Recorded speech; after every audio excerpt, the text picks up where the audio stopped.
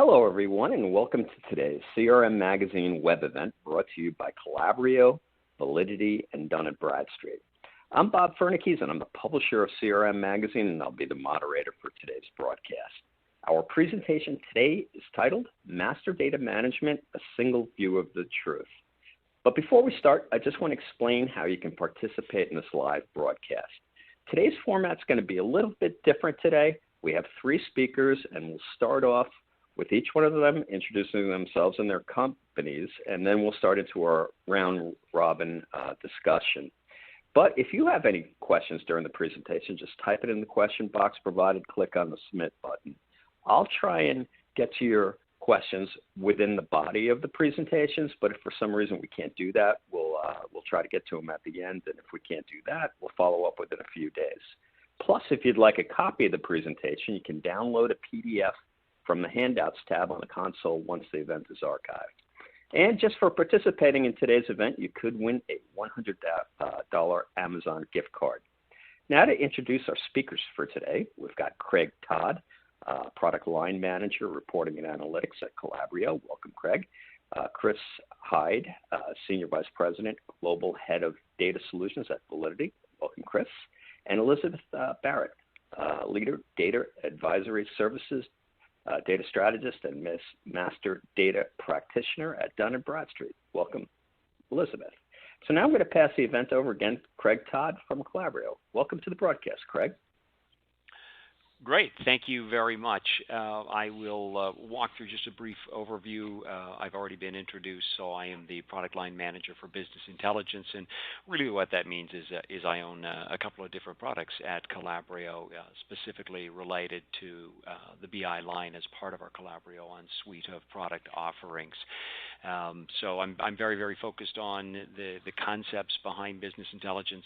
I've been in the industry for about 25 years for some of the largest BI products, and now super excited to be part of the organization that is really engaged, or we're engaged. We're a customer engagement software company, really is how we describe ourselves. So we provide data-driven insights to foster growth within customer service contact centers.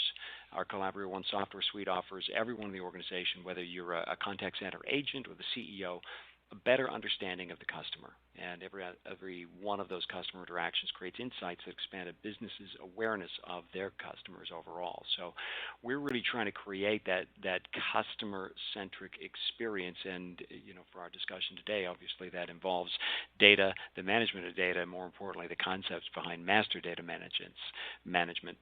So our solutions are built on intuitive, web-based architecture. It positions and accelerates the contact center. Really is the epicenter, right? That hub in a sort of a hub and smoke model when you talk about customer insights. And we've been doing it now for more than 2 decades. And have been recognized by leading independent third parties such as Gartner, Forrester, G2 Crowd, and a variety of others as leader and visionary. The Calabrio One suite really shifts the overall paradigm, right? It makes it easy and cost-effective to monitor and examine 100% of your customer interactions. You don't need a data analyst to do it. We focus, as we make our software, really focus on that concept, right? Nobody can go and hire a data analyst for every organization, every contact center, depending on the sizes. And so we want to make this intuitive. We want you to be able to hear the full voice of your customer and be able to unlock the insights that drive a 5-star customer experience.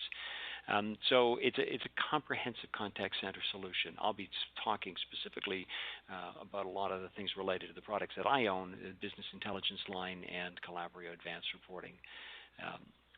Ultimately, delivering actionable information across the entire organization with intuitive, highly visual reporting tools. So it's one platform that does it all. And that's me in a nutshell. Hey, great. Thanks so much. Now we're going to pass things over to Chris Hyde from Validity. Welcome to the broadcast, Chris. Thanks, Bob. Good morning, afternoon, evening, everyone, depending on where you are. As you may hear from my accent, I'm sat here in the UK. So again, already been introduced, Global Head of Data Solutions at Validity. One of the first employees of Validity. We've been around for about 3.5 years now. And I'll talk about exactly what I do and how that fits on the next slide. But Validity is a company that's grown through acquisition, was founded on the vision of giving organizations the ability to better trust the data that they use to do business. So that data being data held in the CRM quite often. And if you can better trust the data, then you can drive more revenue with that data. And through Validity's journey in the last 3.5 years, we've acquired several companies, and that's driven us down a path to two distinct, effectively business units or product units, one of which is the one that I head up. I'll talk about the other one first, and that's around email marketing. So we have, through acquisition of a couple of companies and some internal development as well, some fantastic internal development, built an email marketing platform. It's a platform that gives email marketeers the ability to see, interact with, and understand how the email program is working, from before they send a campaign out, so validating email addresses, to what's going on when the campaign is sent, our emails get into the inbox, and then monitoring and having actionable data around that, so ultimately being able to drive more revenue through the email program. On the data side of the business, so effectively my side of the business, two product streams there. One around productivity. It's well known that CRM systems like Salesforce and Dynamics were originally built as business tools, not end user tools. And as a result, productivity can be low. End user productivity can be low. You've got to open hundreds of tabs to do things and switch between applications. Validity for Sales Productivity provides a set of solutions that fundamentally fixes that and provides a much more productive grid Excel-like environment for salespeople and other users of CRM systems to use. Again, productivity drives revenue at the end of the day. And underpinning all of that, and actually the foundation for Validity, the first acquisition, a product called Validity for Data Management. The better known brand for that is Demand Tools. And essentially this is all about fixing CRM data. So across systems like Salesforce and Dynamics, it's dedupes, it's standardization, it's making data cleaner and report ready so that you can have actionable, make that data actionable. So therefore, doing better business, driving more revenue. And that's me. Thank you. Hey, great. Thanks so much. And now we have Elizabeth Barrett, again, leader in data advisory services from Dun & Bradstreet. Welcome to the broadcast, Elizabeth. Thank you so much. I lead our data advisory services at Dun & Bradstreet, and we're a team of dozens of data experts who support our customers with best practices throughout their data management journey.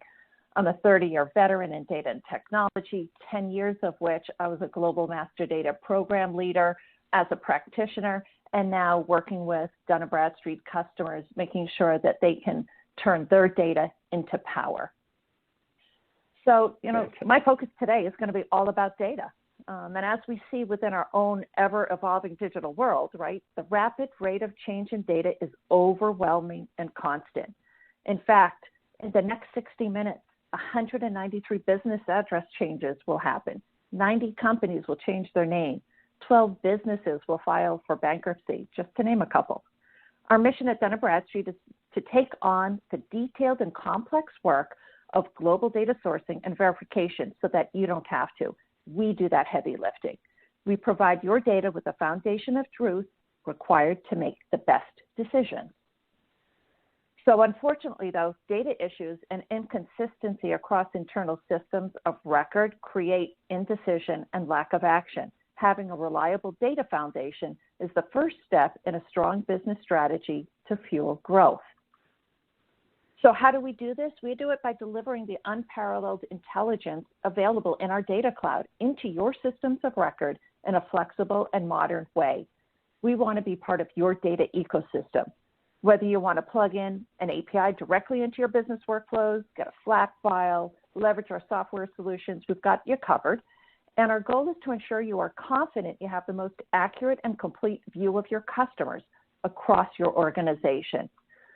So we can't wait to get you started. So we are offering a complimentary analysis of your data powered by Dun & Bradstreet. And it's going to show you things like how much your data's changed over time, how many dupes you have, where your revenue's coming from today, like based on segments and customers, and where you have an opportunity to grow globally. All we need to get is a sample file from you. We run this analysis. my data experts talk to you about what you're seeing, and we're confident you'll see new insights about your data that you didn't even know before. We can't wait to get there to help you, but we need to get through this roundtable first. So, hey, Bob, how about getting us started? Okay, great. Thanks so much, Elizabeth. And I really love that offer. I'm going to start off with you, Chris. Okay, so this is such a great question just to kick things off. Is master data management enough in the increasingly digital world that we live in? That's a big question, Bob. I think it really does depend on the use case for master data management. If I think about master data management by definition and where it's grown up from is an internal practice. It's data, it's cataloging and making sense of the data we hold in various systems internally within the organization. And that's okay if I'm a manufacturing company wanting to get master data around my products, for example. They're things I own, they're things I understand, they don't change. And if they do change, then it's us that have changed them. But when we start talking about organizations or worse, consumers, then that's not internal, right? And the data that we hold internally changes at an alarmingly rapid rate. So Elizabeth just alluded to the fact that data decays quickly. Gartner say that B2B data can change over 70% in a year. Serious Decisions have said over 25% of your average customer database is inaccurate. So when we start to talk about the single source of truth or the golden record or master data when it relates to company and human information, the truth is great, but the truth changes very, very rapidly over time. So to come back to the question, I don't think necessarily MDM, master data management, as a practice is enough in the digital world. I think we absolutely need to consider external sources. We need to enrich data. We need to augment data, or at least consider where the data we are trying to master has external influences. So a very simple example, if I do business with you, you know my job title, you know my address, but if I move or if I change jobs, then LinkedIn is probably a good place to be getting that data, and that's not something we control internally. It gets much more complex when we're talking about consumers and building a picture of consumers, because there's all sorts of new data available about everybody in this digital world around buying signals, intent, behavior, those kind of things. And do we want to or do we need to feed those in to the master data picture, the single view of the truth of the customer? Fantastic. Actually, case in point, CRM Magazine, we stopped sending printed issues a year ago because our focus was always on business addresses. Of course, we didn't have everybody's home addresses, so there you go. Hey, Elizabeth, here's a question for you. How can external referential data boost CRM and master data management programs? So I'm going to start with, just like Chris said, external sources. They're critical to seeing that full view of the world. Without it, you're only going to see the internal view. So what do we need to do to boost your CRM and your MDM programs? Well, first, having that trusted external reference is going to do things like immediately providing you with a structure for your data. It'll set your standards for data quality. It's going to ensure you've got the coverage to provide additional insights and visibility to your opportunities, just to name a couple. And we firmly also believe that third-party source, not just about the data, but it should provide a world-class match capability, because you've got to maximize identity resolution and provide additional insights like hierarchies and firmographic data that can further the power of your own data. And really, quite honestly, that external referential data and data provider should ease the burden of setting and maintaining that golden standard for you. Okay, great. Hey, Craig, here's a question for you. Our WFO program integrates all of our data for us. Isn't that the same as master data management? I'm sure that's a question you get a lot. Yeah, it's actually it really is a common question, and it comes up a lot with customers because WFO, WEM, contact center software platforms like our own integrate data from multiple different sources. As Chris was saying, as Elizabeth was saying, those external data are the things that we have to pay attention to. Dozens of different sources can be feeding your contact center ecosystem, and you might even have hundreds of supporting systems. So a lot of people will sort of look at us and say, well, it all comes down to the contact record and everything's coming in, it's feeding that. So that's kind of like master data management. And the answer is no, it isn't.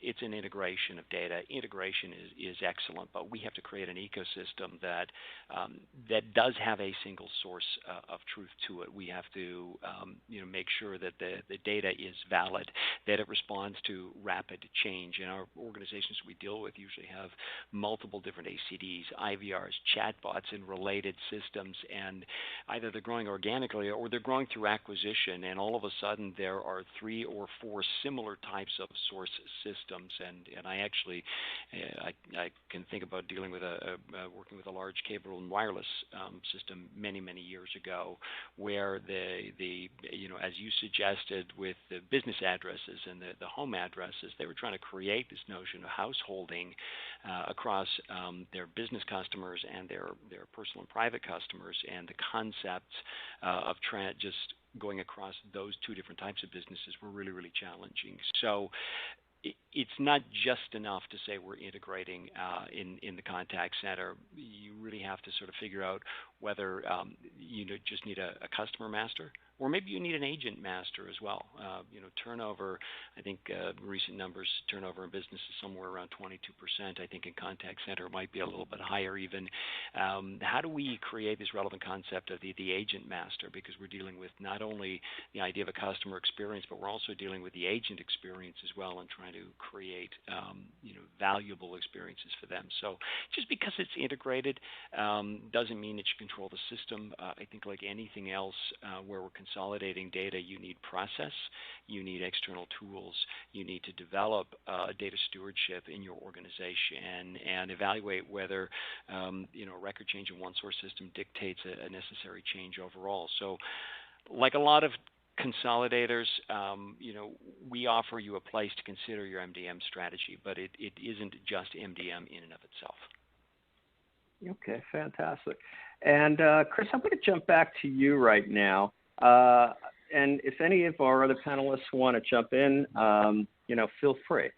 So the question to you, Chris, aren't customer data platforms the new MDM? A little bit of a rhetorical question here. Yeah, and I would also love others' opinions on this. I think if you take it as the acronym or the buzzword, then maybe yes. MDM was the big thing in the late 90s, and it was the buzzword that really described what a whole bunch of stuff people were doing rather than necessarily the platforms used to implement it. And I think CDP is going the same way at the moment. On the face of it, they may seem similar from a practice and a technology perspective, but I think they're more complementary.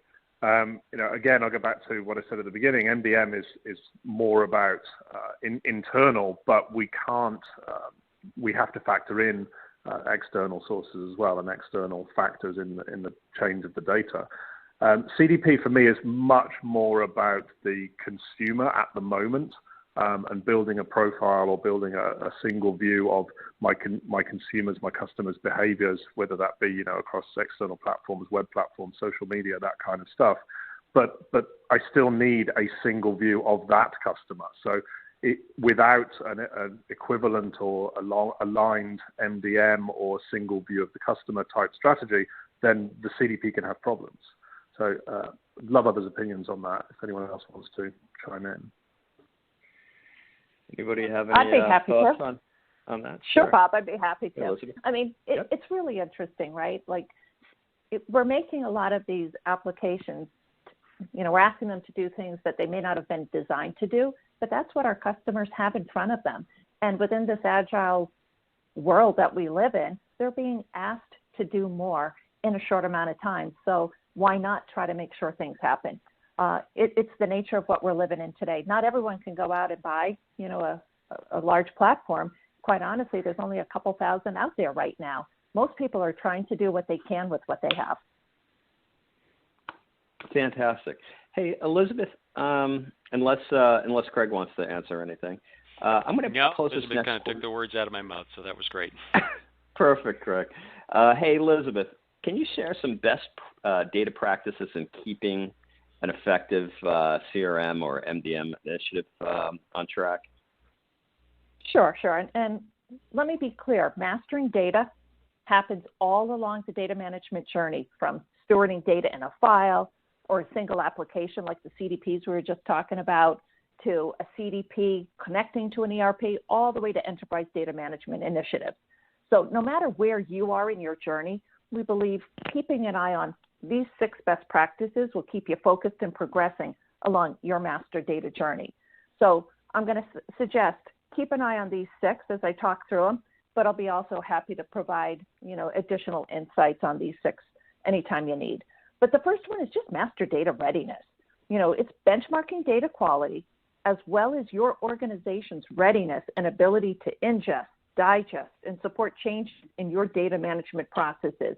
These are going to be key baselines that you need to establish to be able to progress. The second one is deciding on a common identifier, something you can use as a thread to ensure your data is connected together. Usually an external common identifier like a DUNS number can really make a difference. And then you want to also be proactive around entity creation. How and where a record is initiated, it's required for that one trusted view of a business entity throughout the life cycle of that customer. The third one, hierarchies of relationships, being able to understand how entities are connected in the view that fits for purpose for your use cases. It's going to provide that backbone for a customer definition, often enabling multiple views for every use case. The fourth one we look at is integration of disparate systems and data sources, documenting the architecture between legacy, modern, new systems, platforms, and databases. Being able to track the data flowing, it'll give you that visibility into the gaps and even redundancies, as well as what's working well. The fifth one, data enrichment, providing the keys to the kingdom with analytics. That's the real cool part. And this is where your data is actually going to turn into power to fuel those decision-making abilities and strategies. And then the sixth one for us is master data governance. It requires a strategic approach to things like data maintenance, data stewardship, data terminology and definitions based on key drivers for the business without over-restricting to hold the business back or slow it down. But it's also going to provide you with the framework for compliance of data management processes. So for us, these are the 6 best practice categories that we recommend you keep in your vision in order to ensure that you're really driving your CRM or master data management initiative. Okay, fantastic. Does anyone else have any best practices that Elizabeth may have missed, or should we move on? Okay, so this is for you, Craig. And this question seems to be coming up a lot. Can we just use, or similar question, can we just use our business intelligence tools to do all of this? What would be your answer to that? Selfishly, I'd love to just say yes. But there are, actually, I really liked the best practices that Elizabeth just went through, because if you are following those best practices, and if you are an organization that has tools available, but you're not ready to sort of broaden your tool set, then I think there are ways that you absolutely can do this. I mean, business, I've been in BI for most of my career. It's certainly grown and evolved from very simple reporting tools back when I started. And so the technologies have been built into these systems to really help you manage your data. So if you're following those best practices, BI can help you with integrations and consolidations and transformations of the data. So some of the basic tenets of MDM could be covered using those tools, but it's not a blanket replacement. Elizabeth spoke about enrichment. So, if you have data that needs to be enriched, then great. Actually, you can incorporate that with your BI tools to augment that data to make it more valid.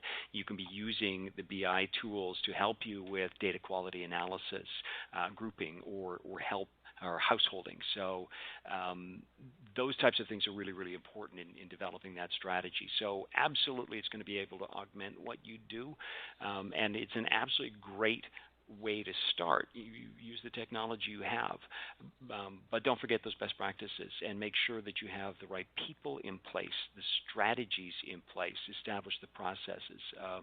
Again, data governance, data stewardship, as Elizabeth pointed out, defining what are the right keys, what are the master records, what are the business practices that we that we need to implement, and what are the business challenges, problems that we're trying to solve for. So I think you can to a certain extent. It's not the complete picture, but if those are the tools you have and you're not ready to make that jump, then go ahead, get started, but make sure you start with those best practices in mind and make sure you start with the processes before you start applying the tools to it. Fantastic. Hey, in regard to those best practices, I'm gonna keep things with you for this next question, Craig. The question is, we're not sure we're ready to invest in a huge MDM project yet. I'm sure a lot of people are sort of at that point. Can you give us some steps to take to get ready and begin adopting some of the best practices in this regards, pre-MDM project? Sure. Yeah. I think probably like everybody else in the panel, we often deal with a lot of customers that have a whole bunch of spreadsheets and they say, let's get going. And we're happy to start there. One of the most common mistakes I see organizations making in this journey is rushing to automate everything. We're doing this and we're doing that. Let's just invest in automation. Let's make, let's get these things tied together. And what they forget is that if you automate a bad process, it just makes it happen faster. So, take the time to consider your concepts, your data stewards. I mean, just who are the people involved? Who's going to oversee and manage the plan and the processes that you're going to be implementing? Evaluate where you are today. What are the challenges you have in your data now? And begin planning on how best to address them. Are you missing things? Do you need to enrich your data? Do you have challenges with bad records? And there's just the whole data quality assessment that you need to make. Do those things before you make your next software purchase, right? I mean, you may not be ready to invest, but let's make sure that when you do, that you've done these things up front. Consider your entire ecosystem, your businesses, their customers, the goals of the organization. So planning for success means planning for growth. Take advantage of the technologies you have at your fingertips, the people who can help you get the most of them. And chances are that you're just scratching the surface in using the full potential of all of the different enterprise suites that you may have.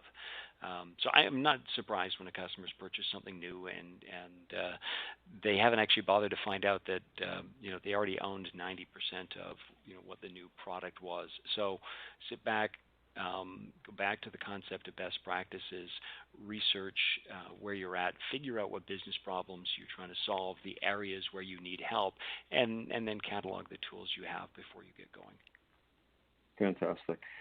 Elizabeth, similar type of question for you. We're at the beginning of our CRM or MDM initiative, or maybe it's just stalled. What would you advise people to do at the beginning, or to reinvigorate a stalled project? What should people do? What should people be looking at? Well, I think one of the first things is focus on the data, right, and what you're actually trying to do.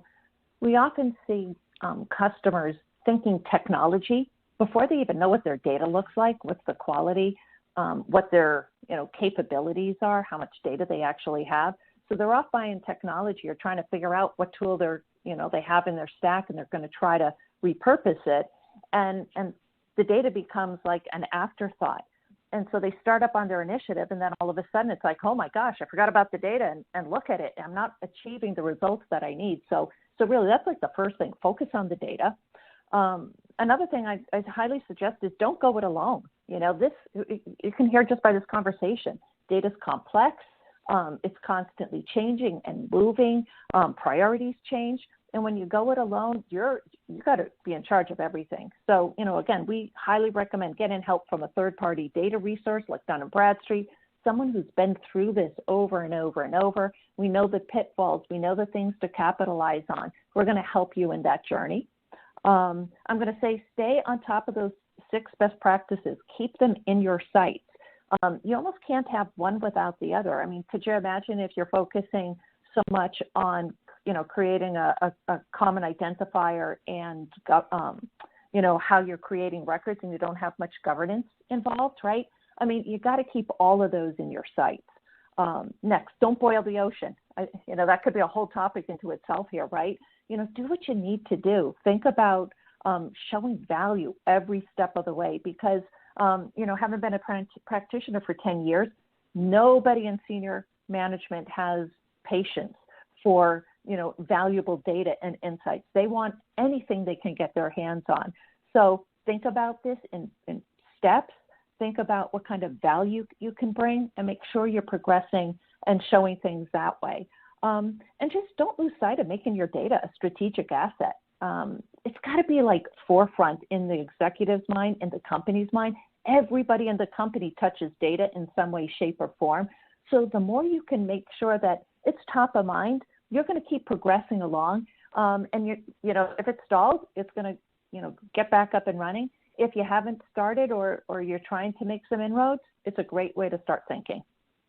Fantastic. Hey, we just have a basic question from Peter, and I always try and answer these right up front just because this is an industry where we've got lots of acronyms and everybody's at a different place where they're starting.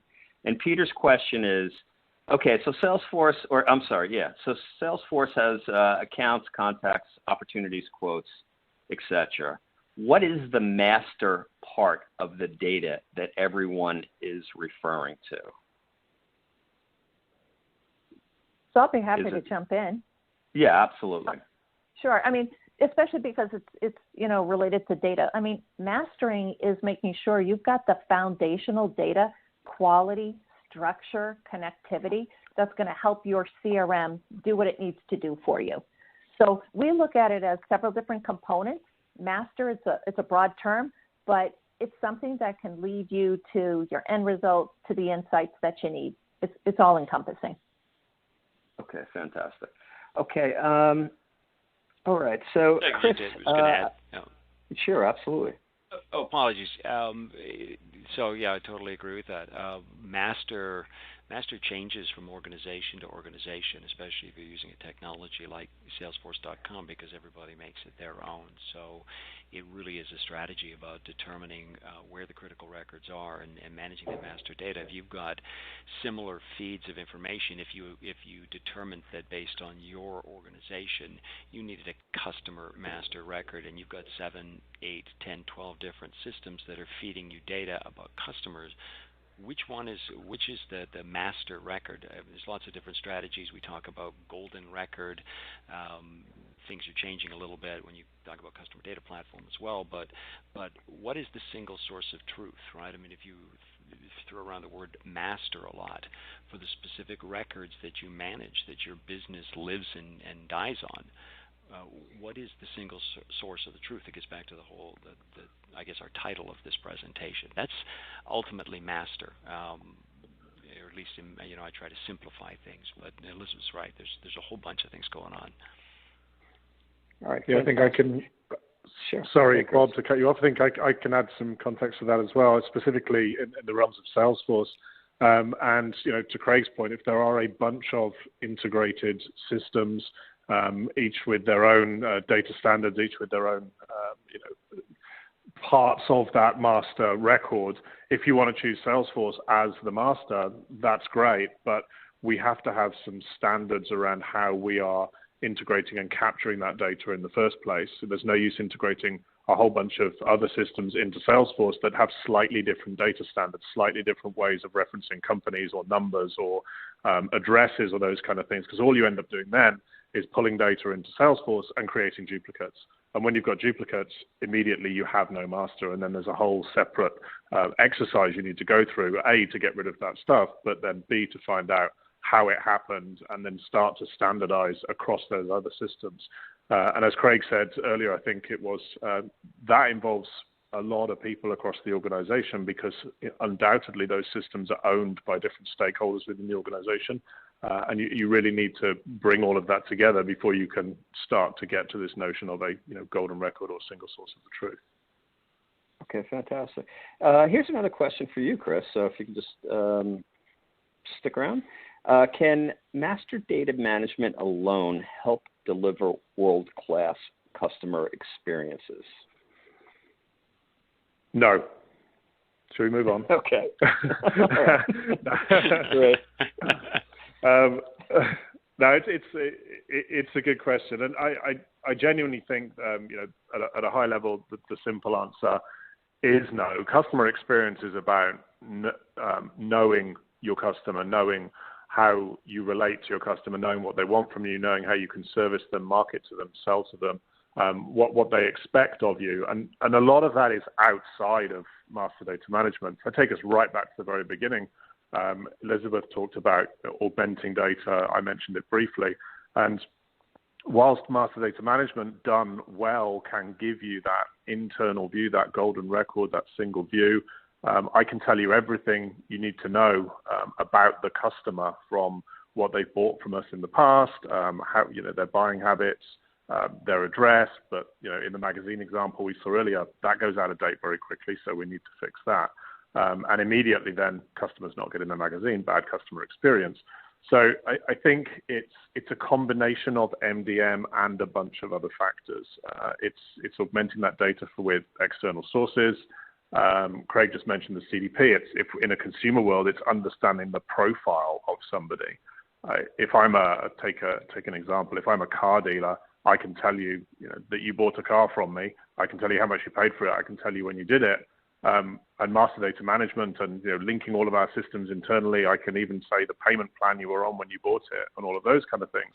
What master data management, by definition, on its own can't do is tell you that I'm currently searching for similar types of car on Facebook or in Auto Trader, or I'm browsing your website and using the configurator for the new model.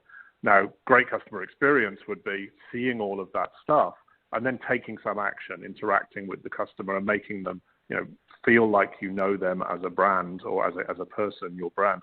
And in the B2B world, it's very similar. We don't all want to be blindly marketed to, right? We want that to be more targeted. And targeted is based upon profile. It's based upon our behavior, which doesn't exist in our internal systems. So MDM on its own, in my opinion, and again, happy to hear from others, is not enough. Sounds like it's the first step, though. Oh, I'm sorry, Elizabeth. No, it's just like, he's absolutely resonating, right? I mean, it may not be, MDM is not something that you can do alone, but it is absolutely a prerequisite to a world-class customer experience. You can't have a good customer experience without master data. And I think that's why, we talk about the fact that everybody is doing mastering in some way, shape, or form. It's really data management, right? And some kind of enterprise data management. You've got to be somewhere along that journey, or you won't have the customer experience that you need with your customers. All right, fantastic.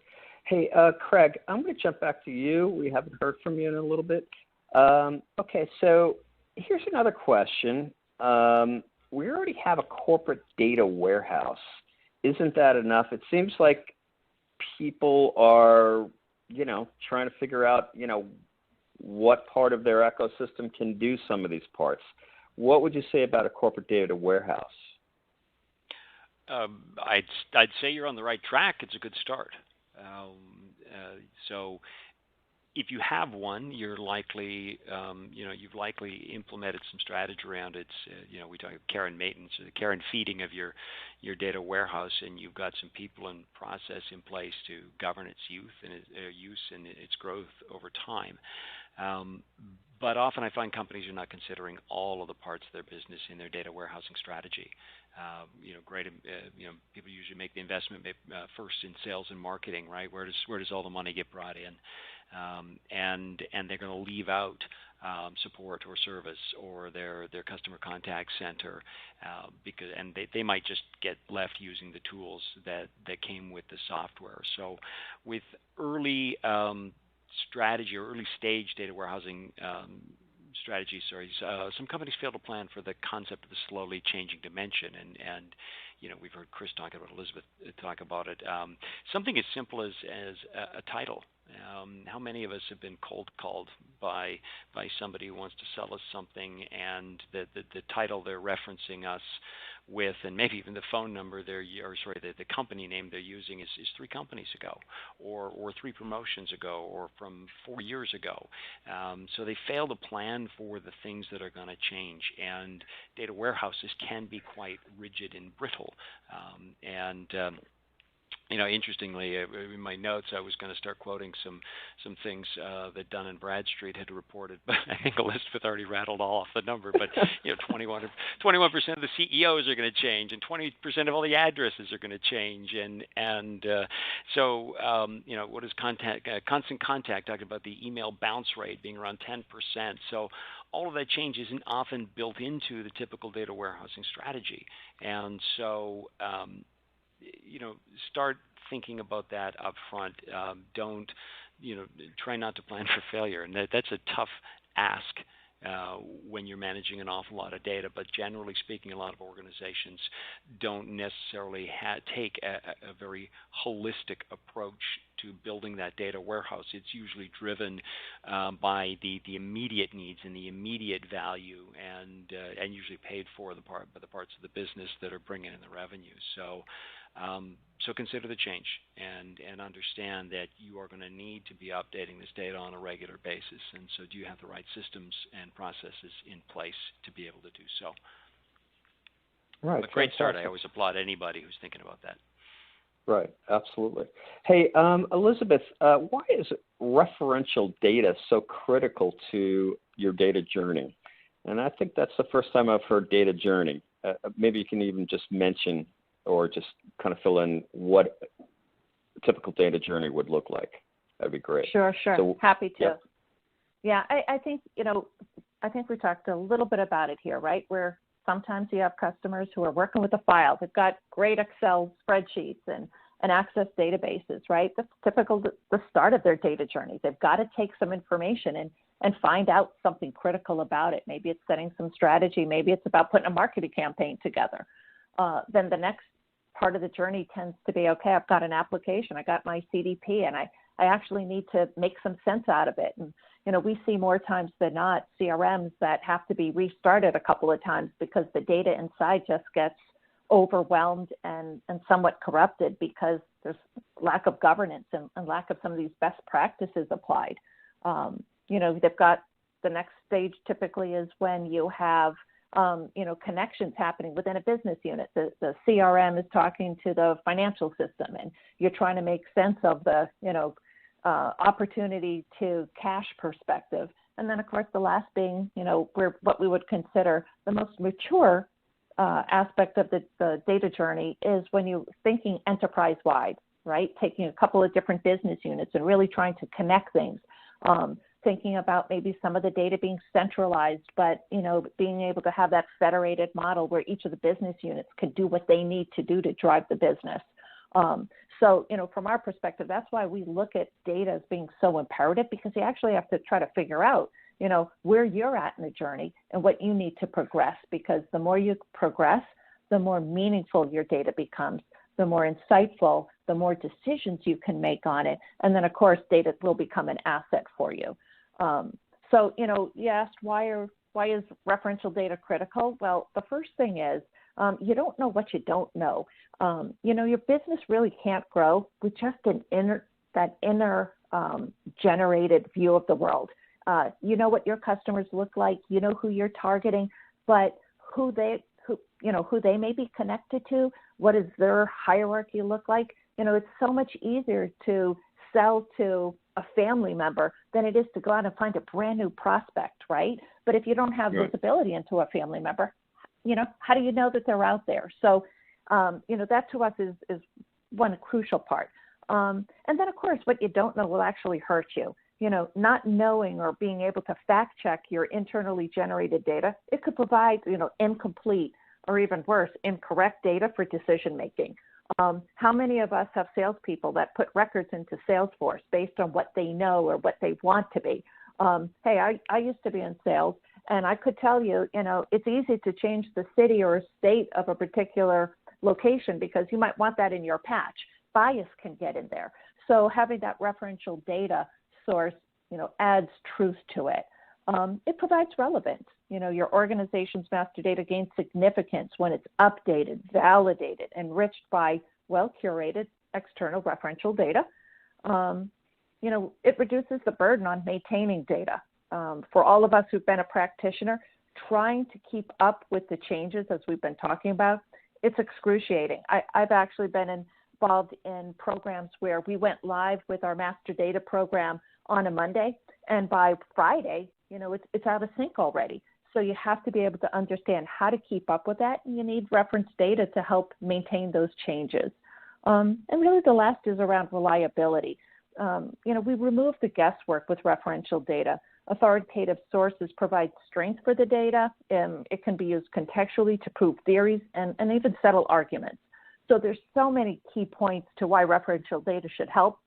And again, it kind of goes back to just don't do this alone. It's hard to do what we need to do, and it's only going to get more complicated and intricate as digital continues to transform us all. All right, fantastic. Chris, you had mentioned golden record, or at least I mentioned it a couple times. Can you just fill us in on your concept of what a golden record is, and is it future-proof? Sure. So golden record is fundamentally that master data, right? It is the one source of the truth, and that typically will exist in one system or be referenced across multiple systems, but it's the set of data standards I'm adhering to and the single record of, let's say, in this case, a customer. The golden record for a customer will be, I've got the company name, I've got the address, I've got all the information about that, and that is standardized across multiple systems within the organization. And ultimately, it's the one version of the truth that people can trust on which to do business. Now, is it future-proofed? I think this has just been covered by Elizabeth very well. It depends how long you want to look into the future. It's future-proof between today and tomorrow, maybe. But the only way to future-proof the data that we're using to do business is to have that external referential data, those external sources. But I think it starts right at the beginning. If you want to get to the concept of golden record, if you want to future-proof it, you need to start to think about how you're going to do that at the beginning. Craig mentioned earlier, or Elizabeth, I'm afraid, you need to start with what you have. You need to understand a set of standards that you want to work to. You need buy-in from hopefully the top of the organization, because these systems touch a lot of different parts of an organization. Once we've got those data standards, we can start to build what does the source of the truth look like. And what that does is it gives the ability, when we acquire new data, when we maybe acquire companies and need to integrate, maybe we change the CRM system out, as Elizabeth just alluded to, we have a set of standards that we can build back to. So when we start to import a bunch of data, we're going to create duplicates. We may have those two companies with a different state because someone's just changed it to be in their patch. If we have data standards from the outset, when we import data, when we merge data, when we integrate data, we can keep that as much as possible, that golden record. But it is still going to go out of date no matter what we do. So it's really important that we have, in this ever increasingly digital world, we have those external sources to maintain those things that we don't have direct control of, to keep it as future-proofed as is possible in the crazy digital world we live in. Okay, fantastic. Great answers, by the way, everyone. We're moving into a world that's going to be dominated, it's pretty clear, by AI, especially over the next 10 years, AI will be baked into many, many, many different applications. Does anybody want to tackle, how does that affect the need for master data management? AI runs on data, and a lot of it, will be accumulated as people have contacts, but how does master data management sort of play into setting the foundation for a good AI program that everyone will probably have, even in the background, in the next few years? Anybody want to tackle that first? I'll be happy to, but I also don't want to keep jumping in, so I'll let someone go first if they prefer.